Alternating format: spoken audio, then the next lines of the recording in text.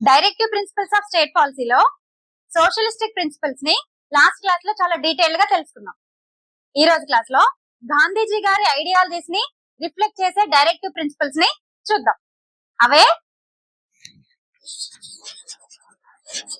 Gandhian principles. అంటే గాంధీజీ గారి ideologies ని, బిలీఫ్స్ ని రిఫ్లెక్ట్ చేసే డైరెక్టివ్ ప్రిన్సిపల్స్. అంటే village based India, self Reliance society, moral values, ఇలాంటివన్నీ కూడా ఇంక్లూడ్ అయిన డైరెక్టివ్ ప్రిన్సిపల్స్ అన్నమాట. అయితే మన కాన్స్టిట్యూషన్ మేకర్స్ ఈ గాంధీజీ ఐడియాలజీస్ ని ఎందుకు కన్సిడర్ చేసినట్టు, ఎందుకు ఇన్సెట్ చేయాల్సి వచ్చింది కాన్స్టిట్యూషన్ లో అంటే, కాన్స్టిట్యూషన్ ఫ్రేమ్ చేస్తున్న ఆ టైంలో ఇండియాలో 70% ఎబో పీపుల్ అందరూ కూడా విలేజెస్ లోనే ఉండేవాళ్ళు. అంటే ఇండియా అనేది ఒక రూరల్ కంట్రీ. అలాగే అట్ ద సేమ్ టైం దానికి ఇంకొక పక్కన పావర్టీ, అన్ఎంప్లాయ్మెంట్ చాలా ఎక్కువ ఉండే. సో విలేజెస్ లో ఎక్కువ పీపుల్ ఉంటున్నారు కాబట్టి విలేజెస్ ని సెల్ఫ్ రిలియంట్ గా, సెల్ఫ్ సఫిషియెంట్ గా చేస్తే ఆటోమేటిక్ గా పావర్టీ అండ్ అన్ఎంప్లాయ్మెంట్ తగ్గుతుంది కదా. విలేజెస్ ని స్ట్రెంథెన్ చేయడం తోటి పావర్టీ, అన్ఎంప్లాయ్మెంట్ ని తగ్గించవచ్చు. ఒకేసారి రెండు పనులు అయిపోతాయి. సో ఇలాంటి గాంధీజీ ప్రిన్సిపల్స్ ని మన డైరెక్టివ్ ప్రిన్సిపల్స్ లో ఇన్సర్ట్ చేసి స్టేట్ పాలసీ మేకింగ్ లో వీటిని కన్సిడర్ చేయమని గైడ్ లైన్స్ గా ఇవ్వడం జరిగింది. వాటిల్లో మనం చూసుకున్నట్లయితే ఫస్ట్ ఆర్టికల్ 40 గురించి చెప్పుకోవాలి. ఈ ఆర్టికల్ 40 ఏం చెప్తుంది అంటే, సెల్ఫ్ గవర్నమెంట్స్ లేదా విలేజ్ పంచాయత్స్ క్రియేట్ చేయాలి. Creation of village panchayats. మొత్తం 70% ఎబో పీపుల్ విలేజెస్ లో ఉన్నారు అని చెప్పుకున్నాం కదా.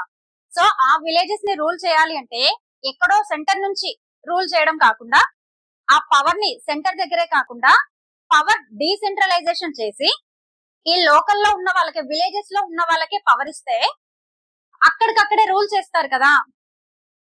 అంటే లోకల్ లో ఉన్న ప్రాబ్లమ్స్ లోకల్ పీపుల్ కే తెలుస్తుంది కదా. సో వాళ్ళకే పవర్ ఇచ్చి వాళ్ళని వాళ్ళే గవర్న్ చేసుకునేలాగా స్టేట్ గనక యాక్షన్స్ తీసుకుంటే విలేజెస్ అన్ని కూడా డెవలప్ అవుతాయి. అండ్ అందులో డెవలప్మెంట్ కూడా ఫాస్ట్ అని అవుద్ది.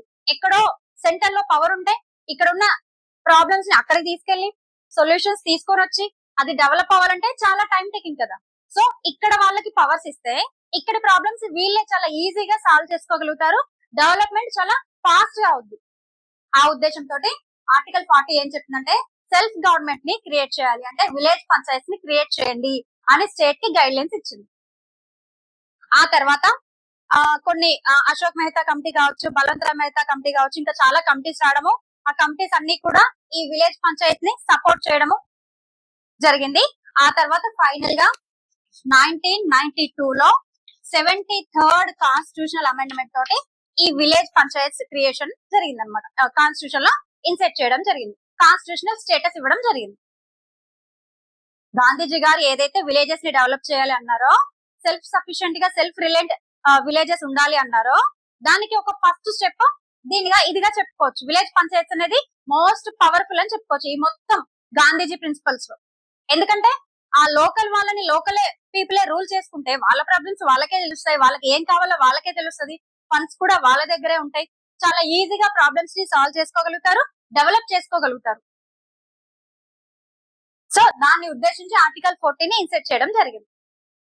అలాగే నెక్స్ట్ ఇంకొకటి మోస్ట్ ఇంపార్టెంట్ చూసుకున్నట్లయితే ఆర్టికల్ 43 ఏంటంటే, promote cottage industries. Cottage industries ని ప్రమోట్ చేయాలి అని చెప్తుంది. ఆల్రెడీ విలేజెస్ లోనే ఎక్కువ మంది ఉన్నారు అన్నాం కదా. ఆ విలేజెస్ లో వాళ్ళు ఆ టైంలో ఇండస్ట్రీస్ లో పనిచేయడానికి మొత్తం విలేజెస్ నుండి సిటీస్ కి మైగ్రేషన్ కి వెళ్ళడం, మైగ్రేట్ అయి వెళ్ళిపోవడం, అక్కడ చాలా తక్కువ వేజెస్ కి వర్క్ చేయడం, మొత్తం డిస్టర్బ్ అవ్వడం, అది ఎటు సరిపోకుండా పావర్టీ అలాగే ఉండిపోవడం. సో దీనికి సొల్యూషన్ చూడాలి అంటే విలేజెస్ లో ఎక్కువ మంది ఉన్నారు కాబట్టి విలేజెస్ లోనే ఎంప్లాయ్మెంట్ క్రియేట్ చేయాలి. ఇలాంటి కాటేజ్ ఇండస్ట్రీస్ ని డెవలప్ చేయాలి, ప్రమోట్ చేయాలి గవర్నమెంట్. హ్యాండ్లూమ్స్ కావచ్చు, ఖాదీ కావచ్చు, పాటరీ కావచ్చు, ఏదైనా సరే ఇండివిజువల్ గా కానీ గ్రూప్ గా కానీ కలిసి కానీ చిన్న చిన్న కాటేజ్ ఇండస్ట్రీస్ ని ఏర్పాటు చేసుకుంటే, ఎస్టాబ్లిష్ చేసుకుంటే వాళ్ళది వాళ్ళకే సరిపోతుంది కదా, ఎంప్లాయ్మెంట్ క్రియేషన్ అవుతుంది కదా, అండ్ ఆ విలేజెస్ నీడ్స్ ని ఆ విలేజ్ వాళ్ళే తీర్చుకున్నట్టు అయిపోతుంది. సెల్ఫ్ సఫిషియెంట్ విలేజెస్ తయారవుతాయి. సో ఆ ఉద్దేశంతో 43 ప్రకారం కాటేజ్ ఇండస్ట్రీస్ ని ప్రమోట్ చేయాలని కాన్స్టిట్యూషన్ లో డైరెక్టివ్ ప్రిన్సిపల్ చెప్పడం జరిగింది. దీనికి గవర్నమెంట్ కూడా లోన్స్ ఇవ్వడం, small scale industries, cottage industries కి లోన్స్ ఇస్తుంది కదా, సో ప్రమోట్ చేస్తుంది, సపోర్ట్ చేస్తుంది గవర్నమెంట్ కూడా. అలాగే మీరు ఒకసారి ప్రీవియస్ క్లాస్ చూసినట్లయితే గనక సోషలిస్టిక్ ప్రిన్సిపల్స్ లో మనం ఈ ఆర్టికల్ 43 గురించి కూడా చెప్పుకున్నాం. ఏం చెప్తుందంటే లివింగ్ వేజెస్ ఇవ్వాలి, ఒక డీసెంట్ లైఫ్ ని లీడ్ చేసే విధంగా వర్కర్స్ కి లివింగ్ వేజెస్ ఉండాలి, అలా స్టేట్ ఎన్షూర్ చేయాలి అని చెప్తుంది. అంటే ఈ ఆర్టికల్ 43 అనేది 2 అంటే ఈ గాంధీయన్ ప్రిన్సిపల్స్ ని ఇంక్లూడ్ అయ్యింది, అలాగే సోషలిస్టిక్ ప్రిన్సిపల్స్ రెండింటిని కూడా మిక్స్ చేసి ఈ ఆర్టికల్ 43 చెప్పడం జరిగింది. అలాగే నెక్స్ట్ ఆర్టికల్ 43A చూసుకున్నట్లయితే state should promote cooperative societies అని చెప్తుంది. Article 43A state should promote cooperative societies అని చెప్తుంది. దీన్ని 97th కాన్స్టిట్యూషనల్ అమెండ్మెంట్ తో 2011 లో కాన్స్టిట్యూషన్ లో ఇన్సెర్ట్ చేయడం జరిగింది. కోఆపరేటివ్ సొసైటీస్ అంటే నేమ్ లోనే ఉంది కదా, సింగిల్ గా కాకుండా, సింగిల్ గా బిజినెస్ చేయడం కంటే పీపుల్ గ్రూప్ గా ఫామ్ అయ్యి గ్రూప్ గా బిజినెస్ చేసుకొని ఆ వచ్చిన ప్రాఫిట్ ని షేర్ చేసుకోవడం, అదే కోఆపరేటివ్ సొసైటీస్ అన్నమాట. సింగిల్ గా బిజినెస్ చేయాలంటే సోర్స్ తక్కువ ఉంటుంది, అదే గ్రూప్ గా కలిస్తే స్ట్రెంగ్త్ ఉంటుంది, సోర్సెస్ ఎక్కువ ఉంటాయి, బిజినెస్ ని డెవలప్ చేసుకుంటారు, ఎక్కువ ప్రాఫిట్ తెచ్చుకోవచ్చు, ఆ వచ్చిన ప్రాఫిట్ ని షేర్ చేసుకోవచ్చు. సో ఈ రకంగా కోఆపరేటివ్ సొసైటీస్ ని గవర్నమెంట్ ప్రమోట్ చేయాలి, సపోర్ట్ చేయాలి, ఎంకరేజ్ చేయాలి అని చెప్తుంది. మిల్క్ కోఆపరేటివ్ సొసైటీస్ కావచ్చు, క్రెడిట్ సొసైటీస్ కావచ్చు, అలాగే ఫార్మర్ సొసైటీస్ కావచ్చు, ఏవైనా సరే అని దీని నీడ్ ని రికగ్నైజ్ చేసి 97th కాన్స్టిట్యూషన్ అమెండ్మెంట్ తో 2011 లో కాన్స్టిట్యూషన్ లో ఇన్సెర్ట్ చేయడం జరిగింది కోఆపరేటివ్ సొసైటీస్. అలాగే నెక్స్ట్ ఆర్టికల్ 46 ఏం చెప్తుందంటే state should promote educational and economic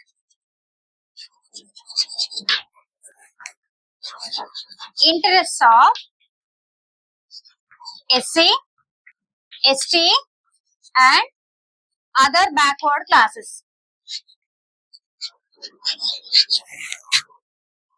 State should promote educational and economic interests of SC, ST and OBC. అంటే ఆ టైంలో ఈ కాన్స్టిట్యూషన్ ఫ్రేమ్ చేస్తున్న ఆ టైంలో మన ఇండియాలో వీళ్ళ situation backward classes, SC ST and backward classes situation ఎలా ఉందంటే జమీందార్స్, ల్యాండ్ లార్డ్స్ ఉన్నారు కదా, వాళ్ళ దగ్గరే వీళ్ళు మెయిన్లీ ఎస్సీ ఎస్టీ వాళ్ళ దగ్గరే పనిచేయడము, వీళ్ళకి ఎకనామిక్ సపోర్ట్ ఏం లేకపోవడము, జనరేషన్స్ అన్ని కూడా వాళ్ళ దగ్గరే పనిచేయడం, నెక్స్ట్ జనరేషన్స్ కూడా వాళ్ళకే బాండెడ్ అయి ఉండడం, forced labour, bonded labour, exploitation ఎక్కువ ఉండేది, వీళ్ళకి సపరేట్ ఇన్కమ్ ఉండేది కాదు, ల్యాండ్ ఉండేది కాదు, ఎలాంటి ఫ్రీడమ్ కూడా ఉండేది కాదు. సో అలాంటి ఎక్స్ప్లాయిటేషన్ నుంచి తప్పించడానికి వీళ్ళని ప్రొటెక్ట్ చేయాలి అంటే ఎడ్యుకేషన్ ఇవ్వాలి, అలాగే ఎకనామిక్ సోర్స్ ని చూపెట్టాలి. ఎకనామిక్ సోర్స్ చూపెట్టడం వల్ల వాళ్ళు వేరే ఏదైనా మినిమం వేజ్ అన్న తీసుకొని పనిచేయడానికి ఉంటుంది, అలాగే వాళ్ళ పిల్లలకి ఎడ్యుకేషన్ ఇవ్వడానికి ఉంటుంది. సో ఆ రకంగా వాళ్ళని డెవలప్ చేయడం, మిగతా అందరితో సమానంగా డీసెంట్ లైఫ్ ని లీడ్ చేయడానికి మనం గవర్నమెంట్ ఛాన్స్ ఇచ్చినట్టు అవుతుంది, ఎంకరేజ్ చేసినట్టు అవుతుంది, సపోర్ట్ ఇచ్చినట్టు అవుతుంది. సో దానికోసమని మనం గవర్నమెంట్ చేసిన పనులు చూసుకున్నట్లయితే ఎస్సీ ఎస్టీ స్కాలర్షిప్స్ ఇవ్వడము, అలాగే అడ్మిషన్స్ లో రిజర్వేషన్ ఇవ్వడము, అలాగే కోచింగ్ సెంటర్స్ కూడా జాబ్స్ కి, యూపీఎస్సీ గ్రూప్స్ కి కోచింగ్ సెంటర్స్, స్టడీ సర్కిల్స్ ఉన్నాయి కదా, ఎస్సీ ఎస్టీ స్టడీ సర్కిల్స్ అలాంటివి. అలాగే ఎకనామిక్ కోఆపరేషన్ అంటే SC corporation, ST corporations loans ఇస్తాయి కదా తక్కువ ఇంట్రెస్ట్, ఇవన్నీ కూడా ఈ ఎస్సీ ఎస్టీ ఓబీసీస్ ని ఎడ్యుకేషనల్ గా, ఎకనామికల్ గా డెవలప్ చేయడానికి అలా చేయాలి అని ఆర్టికల్ 46 చెప్పింది. Gandhian principal. అలాగే ఆర్టికల్ 47 ఏం చెప్తుందంటే, ఈ ఆర్టికల్ 47 గురించి మనం సోషలిస్టిక్ ప్రిన్సిపల్ లో కూడా చూసాం. ఏంటంటే న్యూట్రిషన్, అలాగే హెల్త్ ని ప్రమోట్ చేయాలి అని సోషలిస్టిక్ ప్రిన్సిపల్ లో చూసాం. దాంతో పాటు ఇంకొకటి intoxicating drinks and drugs prohibition. Intoxicating drinks ని ప్రొహిబిట్ చేయాలి అని చెప్తుంది. సో దీన్ని ఎలా ఇంప్లిమెంట్ చేసిందంటే, ఇది స్టేట్ లిస్ట్ అవడం వల్ల కొన్ని స్టేట్స్ ఇంప్లిమెంట్ చేయడం అంటే కంప్లీట్ బ్యాన్ చేయడం, కొన్ని పార్షియల్ బ్యాన్ చేయడం అలా జరిగింది అన్నమాట. ఎందుకంటే రెవెన్యూ పరంగా కూడా కంప్లీట్ బ్యాన్ చేయలేకపోయింది, కొన్ని స్టేట్స్ చేయడం, కొన్ని స్టేట్స్ చేయకపోవడం జరిగింది. అలాగే నెక్స్ట్ ఆర్టికల్ 48 ఏం చెప్తుందంటే, prohibition of slaughter of cows and other cattle.